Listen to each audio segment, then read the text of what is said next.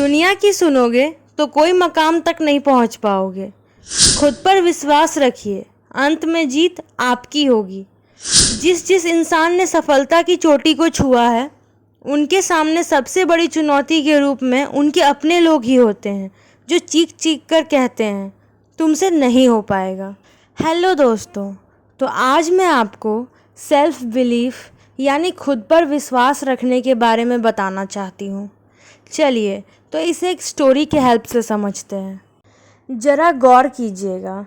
एक बार एक आदमी अपने बेटे को लेकर घोड़े खरीदने बाज़ार जा रहा था। जब वो बाज़ार से लौटा घोड़े को खरीदकर, तो वो आदमी एक गांव से गुज़र रहा था।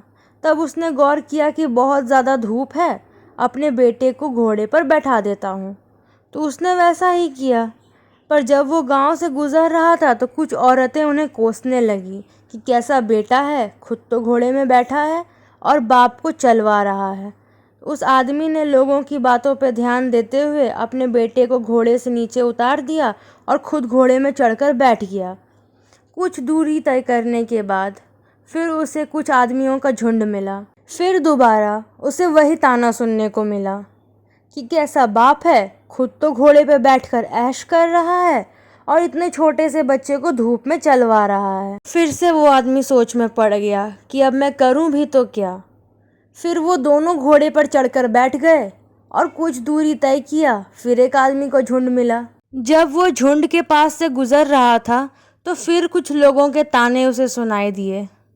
फिर वो लोग उसे बोलने लगे कि कैसा निर्दयी इंसान है, बेचारे जानवर को इतने धूप में चलवा रहा है और खुद दोनों बाप बेटे मिलके ऐश कर रहे हैं। वो आदमी कुछ समझ ही नहीं पा रहा था कि हो क्या रहा है। फिर जब उसने रियलाइज़ किया कि ये दुनिया किसी हाल में जीने नहीं देगी, उसने कहा अपने बेटे को, चलो इस घोड़े को पानी पिलाते हैं और हम दोनों इसमें बैठकर घर चलते हैं। और उसने ऐसा ही किया। तो इस कहानी से आप ये तो ज़रूर समझ गए होंगे कि हमेशा खुद की सुननी चाहिए, क्योंकि दुनिया की सुनोगे तो कोई मकाम तक नहीं पहुंच पाओगे। इसीलिए सुनो सबकी पर करो मन की।